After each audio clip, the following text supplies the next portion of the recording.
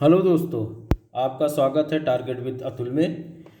आज पंचायती राज, जिसे हम स्थानीय शासन भी कहते हैं, शुरू किया जाता है। आज ये और राज्य और केंद्र के बीच संबंध, ये दो चैप्टर आज शुरू करेंगे। और आपको अगले क्लास में मैंने कानूनी अधिकार पढ़ाया था। तो चलिए आज शुरू करते हैं घटना चक्र का ही। घटना चक्र जो यूपीएसआई के लिए निकाली गई थी उससे। और मेरे चैनल को सब्सक्राइब करिए, लाइक करिए और शेयर करिए। ज़रूर सब्सक्राइब करिए, लाइक करिए, क्योंकि आपको नोटिफिकेशन तुरंत पहुंचेगा और आप इसको अच्छे से फ़ायदा इसका उठा सकते हैं। तो चलिए शुरू करते हैं।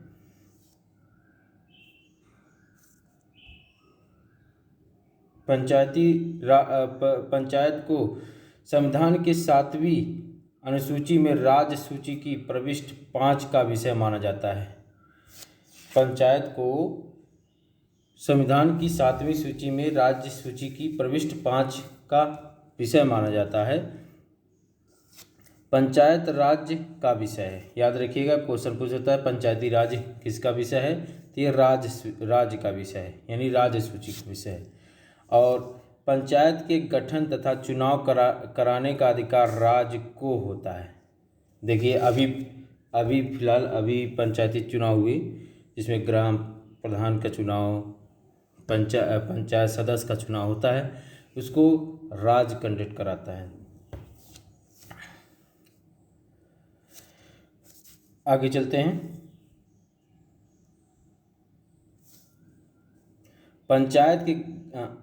पंचायत के गठन तथा चुनाव कराने का अधिकार राज्य को होता है। अनुच्छेद 243 के अनुसार पंचायतों की अवधि उनके प्रथम अधिवेशन से 5 वर्ष तक होती है। मतलब पंचायतों की जो अवधि होती है उनके प्रथम अधिवेशन से लगा के 5 साल तक होती है। इस अवधि से पूर्व नए चुनाव आवश्यक हैं। इस अवधि से पहले मतलब नए चुनाव आवश्यक हैं। यदि राज्य विधानमंडल द्वारा पंचायत का समय पूर्व विघटन कर दिया जाता है, राज्य विधानमंडल द्वारा पंचायत का समय जो है पहले विघटन कर दिया जाता है, तो विघटन की तारीख से 6 माह की अवधि से पूर्व पहले नए चुनाव कराए जाने आवश्यक है। आगे चलते हैं। ये इम्पोर्टेंट याद रखिएगा, 6 माह के लिए, 6 अवधि के पूर्व पूर्व नए चुनाव कराए जाने आवश्यक है। ठीक है, तो आगे चलते हैं।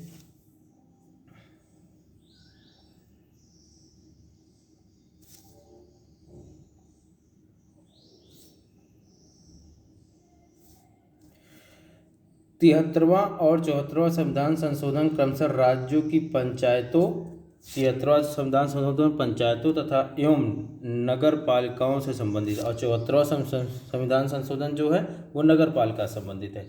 73वां और 74वां संविधान संशोधन 1992 23 अप्रैल 1994 से लागू हुआ था। लागू हुआ था। इसमें अनुच्छेद 243D के तहत अनुसूचित जाति, अनुसूचित जनजाति की महिलाओं के लिए आरक्षण की व्यवस्था की गई है। मतलब आप इसमें आपका अनुच्छेद, ये याद रखिएगा, बहुत इंपॉर्टेंट है। अनुच्छेद 243D के तहत अनुसूचित जाति, अनुसूचित जनजाति महिलाओं के लिए आरक्षण की व्यवस्था की गई है। आगे चलते हैं।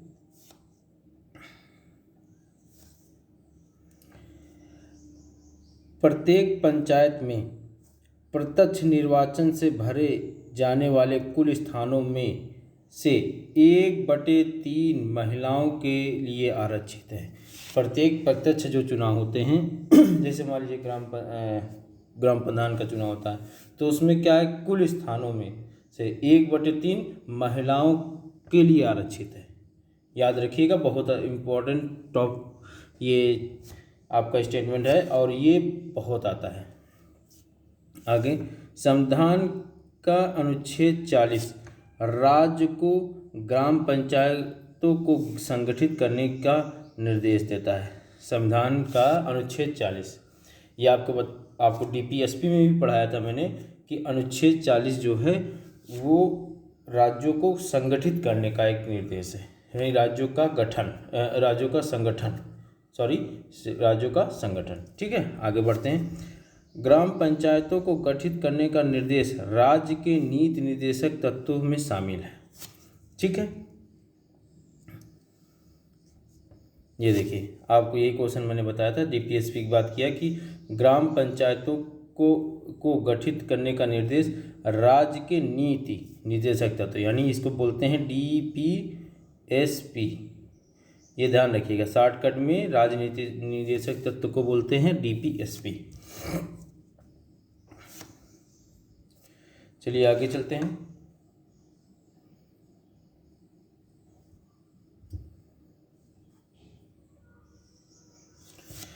भारतीय संविधान के तहत भाग 4 में राज्य के नीति निर्देशक तत्वों के अंतर्गत अनुच्छेद 43 में कहा गया कि राज्य उपर्युक्त विधान या आर्थिक संगठन द्वारा या किसी अन्य रीति से कृषि, उद्योग के या अन्य प्रकार के सभी कर्मकारों को काम निर्वाह, मजदूरी, शिष्ट जीवन स्तर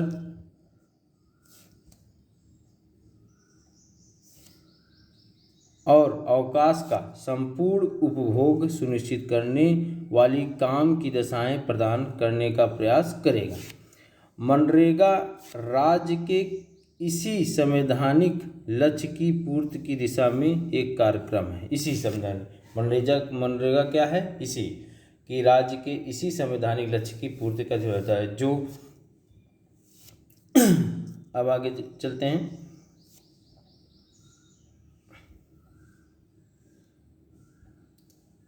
जो मनरेगा है आपको इसके बारे में बता देते हैं। जो अभी ऊपर आप मतलब पढ़ें कि मनरेगा यही भाग 4 के और राज्य के नीति निर्देश डीपीएसपी के अनुच्छेद 43 के तहत जो मनरेगा है इसी के अनुसार आया है कि कहा गया है कि राज्य के उपयुक्त विधान, देखिए विधान आर्थिक संगठन द्वारा किसी अन्य रीति के जैसे कृषि के, उद्योग के, अन्य प्रकार के सभी कर्मकारों को काम निर्वाह, मजदूरी, शिष्ट जीवन स्तर और अवकाश का संपूर्ण उपभोग सुनिश्चित करने वाली काम की दशाएं प्रदान करने का प्रयास करेगा। यह देखिए इसी के तहत मनरेगा इसी के राज्य के इसी संवैधानिक लक्ष्य की पूर्ति की दिशा में एक कार्यक्रम है। ठीक है, तो ये अब आगे बढ़ते हैं। आपको मैं दो बार एक ही लाइन को मैं दो बार इसलिए पढ़ता हूँ कि आपको समझ में आए और मैं उसको समझा सकूँ। ठीक है, आगे बलवंत राय मेहता समिति ने ग्रामीण क्षेत्रों में त्रिस्तरीय, याद रखिएगा पूछता है, त्रिस्तरीय पंचायती प्रणाली की अनुशंसा की थी। पंचायती राज प्रणाली स्थानीय स्तर पर त्रिस्तरीय शासन की व्यवस्था करता है। पंचायती राज व्यवस्था के 3 स्तर हैं। अब याद रखिएगा तीनों स्तर, ग्राम स्तर, ब्लॉक स्तर, जिला स्तर। इसमें ऐसे क्वेश्चन पूछ जाता है कि इसमें ऐसे क्वेश्चन पूछ देगा कि आपको ऑप्शन में दे देगा, उसमें एक उसमें पूछेगा इसमें से एक कौन नहीं है, तो आपको ये तीनों याद रहेंगे तभी आप उसको कर सकते हैं। ग्राम स्तर, ब्लॉक स्तर और जिला स्तर है, ये 3 स्तर है। चलिए आगे, 1 मिनट। हाँ चलिए चलो ओके। पंचायती राज का उद्देश्य स्थानीय ग्रामीण समुदाय को सामाजिक आर्थिक न्याय प्रदान करना है। देखिए पंचायती राज का उद्देश्य क्या है? स्थानीय ग्रामीण समुदाय को सामाजिक और आर्थिक न्याय प्रदान करना है। पंडित जवाहरलाल नेहरू ने 2 अक्टूबर 1959 को राजस्थान के नागौर जिले, याद रखिएगा बहुत वेरी इंपॉर्टेंट क्वेश्चन है, इससे क्वेश्चन आता ही आता है, पंचायती राज का उद्घाटन किया था। और कभी कभी पूछ लेता किसके कार्यकाल में हुआ या कौन प्रधानमंत्री थे, तो पंडित जवाहरलाल नेहरू थे, याद रखिएगा। कभी कभी राजस्थान राज्य न देके वो जिला दे देता है, तो नागौर जिला है। ठीक, इसे देखिए 2-3 क्वेश्चन मैंने बताया। ठीक है, आगे तत्पश्चात आंध्र प्रदेश भी इस व्यवस्था को अपने यहाँ लागू कर पंचायती राज प्रणाली लागू करने वाला दूसरा राज्य बना। राजस्थान के बाद कौन सा राज्य है दूसरा पंचायती राज्य प्रणाली लागू करने वाला? आंध्र प्रदेश, याद रखिएगा ये। पंचायतों के सुधार के लिए वर्ष 1977 में अशोक मेहता समिति, देखिए ये याद रखिएगा, ये जितने सन हैं 1977 में अशोक मेहता समिति, 1985 में, ये कभी कभी यूपीपीसीएस में या आपके एग्जाम यूपीएसआई में आने वाले में मिलान करके भी दे सकते हैं। 1985 में GV राव समिति और वर्ष 1986 में डॉक्टर LM सिंघवी समिति का गठन किया गया।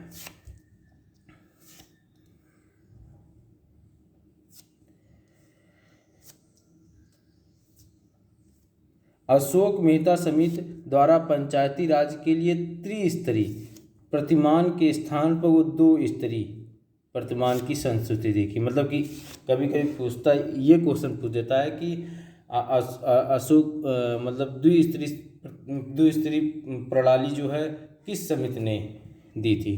तो अशोक मेहता समिति ने दी थी। ठीक है, और आगे चलते हैं। पंचायती राज को संवैधानिक स्थिति प्रदान करने के लिए संतुष्टि LM सिंघवी समिति 1986 द्वारा की गई। आगे संविधान के भाग 9, याद रखिए, देखिए संविधान के भाग 9 में 11वीं अनुसूची, कौन सी अनुसूची है? 11वीं अनुसूची जोड़कर पंचायती राज संस्थाओं को संवैधानिक स्तर प्रदान किया गया। वर्तमान में बिहार, उत्तराखंड, मध्य प्रदेश, हिमाचल प्रदेश, आंध्र प्रदेश, केरल, छत्तीसगढ़, झारखंड, महाराष्ट्र, उड़ीसा, राजस्थान, त्रिपुरा में महिलाओं को 50% स्थान पंचायतों में सुरक्षित किए गए हैं। देखिए इस क्वेश्चन में, इसमें देखिए उत्तर प्रदेश नहीं है, यहाँ पे 1/3 है। ठीक है, महिलाओं के लिए आरक्षित जो पंचायतों के लिए सुरक्षित किए गए हैं। लेकिन आपका बिहार हो गया, उत्तराखंड हो गया, मध्य प्रदेश हो गया और हिमाचल प्रदेश, आंध्र प्रदेश, केरल, छत्तीसगढ़, झारखंड, महाराष्ट्र, उड़ीसा, राजस्थान और त्रिपुरा में इसमें 50% पंचायतों में महिलाओं को 50% पंचायतों में सुरक्षित किए गए हैं। ठीक है, याद रखिएगा, बहुत इंपॉर्टेंट अच्छा क्वेश्चन है ये।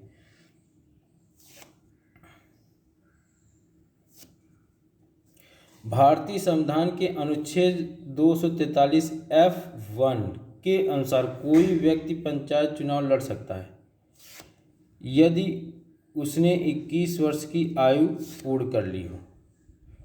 ध्यान रखिएगा, पंचायत चुनाव लड़ सकता है उसकी उम्र 21 वर्ष की वह आयु पूर्ण कर ली हो।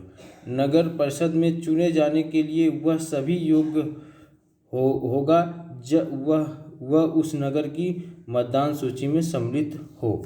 नगर परिषद में चुने जाने के लिए तभी योग्य होगा, सॉरी मैंने गलत पढ़ दिया था, तभी योग्य होगा जब वह उस नगर की मतदान सूची में सम्मिलित होगा। ठीक है, आगे चलते हैं।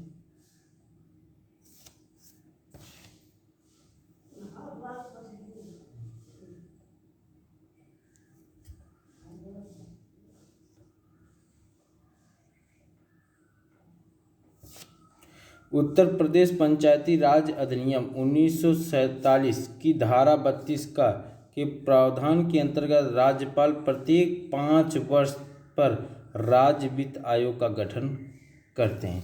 उत्तर प्रदेश पंचायती राज अधिनियम 1947 की धारा 32, याद रखिएगा धारा 32, यूपीएसआई में धारा का बहुत इंपॉर्टेंट है। तो धारा 32 के प्रावधान के अंतर्गत राज्यपाल प्रत्येक 5 वर्ष पर राज्य वित्त आयोग का गठन करते हैं, याद रखिएगा ये। 74वें संविधान संशोधन अधिनियम 1992 से नगर पालिकाओं का संवैधानिक स्थिति प्रदान की गई है।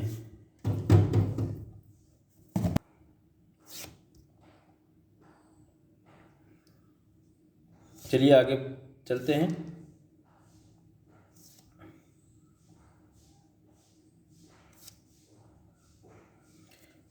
भारत में, एक मिनट रुकिएगा।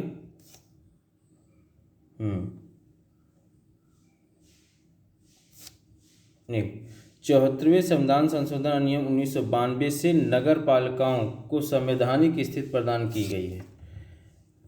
भारत में वर्तमान में मेघालय, मिजोरम, दिल्ली, नागालैंड राज्यों में पंचायती राज संस्था नहीं है। याद रखिएगा, ये क्वेश्चन बहुत इंपॉर्टेंट है, कभी कभी दे देता है, आपको दे देगा कि इसमें कौन सा राज्य पंचायती राज व्यवस्था नहीं है, कभी कभी कह देगा इसमें कौन सा है। तो आपको 4 ऑप्शन दे देगा और उस 4 ऑप्शन में नहीं वहाँ का जवाब देना होगा।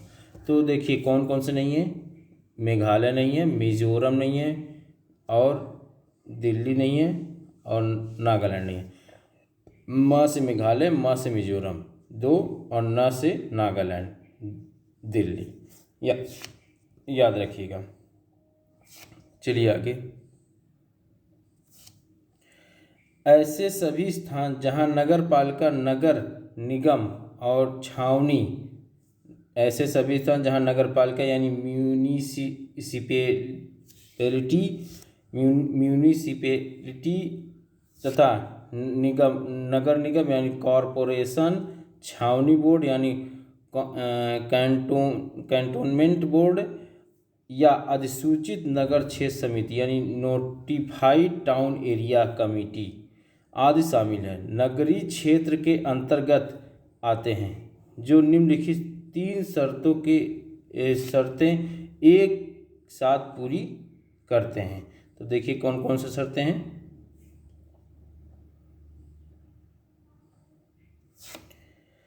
न्यूनतम जनसंख्या उनकी 5000 हो, कार्यशील पुरुषों का न्यूनतम 75% और गैर कृषि नॉन एग्रीकल्चरल कार्यों में संलग्न हो, जनसंख्या घनत्व कम से कम 400 व्यक्ति प्रति वर्ग किलोमीटर हो। ठीक है, ये तीनों कंडीशन आपकी होनी चाहिए। चलिए आगे चलते हैं।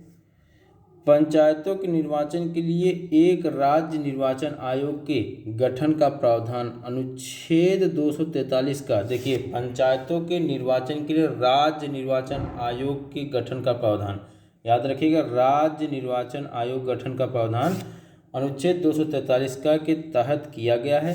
राज्यपाल द्वारा राज्य निर्वाचन आयुक्त नियुक्त किया जाता है। राज्य निर्वाचन आयुक्त नियुक्त किया जाता है। नगर निकायों का निर्वाचन फिर राज्य निर्वाचन आयोग ही करवाता है, याद रखिएगा। ठीक है, तो आगे चलते हैं।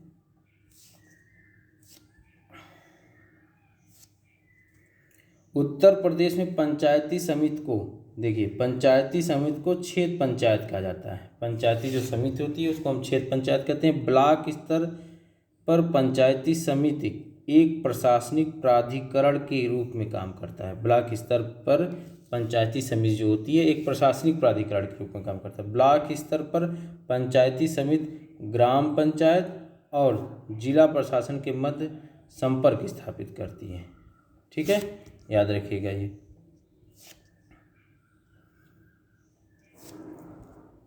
राष्ट्रीय ग्रामीण रोजगार गारंटी योजना नरेगा अगस्त 2005 में संसद द्वारा पारित हुआ था तथा इसे 2 फरवरी 2006 से लागू कर आंध्र प्रदेश के अनंतपुर जिले में इस योजना का प्रारंभ हुआ था। पूछता है, बहुत इंपॉर्टेंट क्वेश्चन है ये। जो राष्ट्रीय ग्रामीण रोजगार गारंटी अधिनियम है ये कहाँ पे, आंध्र प्रदेश के अनंतपुर जिले में इस योजना का प्रारंभ हुआ था। 2 अक्टूबर 2009 से इसका नाम महात्मा गांधी नरेगा कर दिया गया। ठीक है, महात्मा गांधी नरेगा कर दिया गया। आगे, मनरेगा का उद्देश्य रोजगार की गारंटी उपलब्ध कराकर ग्रामीण क्षेत्रों को आजीविका सुरक्षा को बढ़ाना। ठीक है, ये ध्यान रखिएगा क्या उद्देश्य है इसका था। तो मनरेगा का उद्देश्य रोजगार की गारंटी उपलब्ध कराकर ग्रामीण क्षेत्रों में आजीविका सुरक्षा को बढ़ाना। अब आइए, अब आता है दूसरा चैप्टर, केंद्र और राज्य के बीच जो संबंध है। बहुत छोटा सा चैप्टर है, मतलब इसमें जो टॉपिक है मेन आपका बहुत जो पूछता है इसमें दिया है, ठीक है, इतना बहुत है आपका। चलिए, केंद्र और राज्यों के मध्य बेहतर संबंधों की स्थापना के लिए उनके मध्य विधायी, प्रशासनिक और वित्त संबंधों का वर्णन संविधान भाग 11 एवं 12 में किया गया है। ठीक है, तो आगे चलते हैं।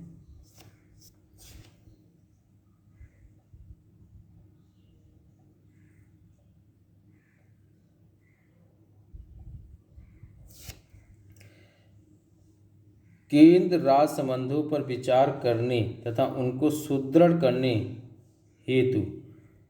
हेतु उन सुझाव देने के लिए न्यायमूर्ति R.S. सरकारिया, याद रखिएगा, न्यायमूर्ति की अध्यक्षता में जून 1983 में एक आयोग का गठन किया गया। ये कभी कभी ये क्वेश्चन पूछता है, केंद्र और राज्य से संबंध से कौन सा कि मतलब कौन सा आयोग है? सरकारिया, ठीक है, संबंधित है। वी शिवरामन तथा S.R. सेन सरकारिया आयोग के अन्य 2 सदस्य। कभी कभी देखिए ये पूछ लेता है, ये PCS से पूछा हुआ क्वेश्चन है कि आपको दे दिया था इसमें दे दिया था कौन कौन सदस्य थे, तो उस सदस्य में आपको S.R.S. सरकारिया दे दिया, फिर आपको बी शिवरामन से S.R. सेन दे दिया, और मान लीजिए अमृत सेन दे दिया। अब इसमें पूछा कि इसमें से कौन सा नहीं है, तो आप अमृत सेन नहीं है। इस तरह के क्वेश्चन बनाता है, ठीक है, और UPSI भी बना सकता है। सरकारिया आयोग ने जनवरी 1988 को अपनी रिपोर्ट सौंपी और सरकारिया आयोग ने अपनी रिपोर्ट में स्थायी रूप से अंतर्राज्यीय परिषद की स्थापना का समर्थन किया। तो चलिए, आज मैंने 2 चैप्टर, एक स्थानीय शासन यानी पंचायती राज और आपका केंद्र और राज्य के बीच संबंध, और केंद्र और राज्य के बीच संबंध में यही था कि सरकारिया आयोग केंद्र और राज्य के संबंध में एक स्थापना हुई और इनमें कितने सदस्य थे, ये आप इम्पोर्टेंट है, बहुत इम्पोर्टेंट है, और इन्होंने कब रिपोर्ट प्रस्तुत की। तो इस तरह के 3-4 क्वेश्चन आपके इससे बनते हैं और इससे ज़्यादा कुछ क्वेश्चन नहीं बनते। तो आप मेरे चैनल को सब्सक्राइब कीजिए, लाइक कीजिए, शेयर कीजिए। आप लोग अगर सब्सक्राइब करेंगे तो नोटिफिकेशन आपके लोग के पहुँचेगा। आप जल्द से जल्द इसको कई बार देख सकेंगे और इसका लाभ उठा सकेंगे। आपको मैं विश्वास दिलाता हूँ, इससे अगर क्वेश्चन बाहर जाएगा UPSI के संविधान का तो मुझसे कहिएगा, ठीक है। तो आज इतना ही। तो जय हिंद, जय भारत, नमस्कार।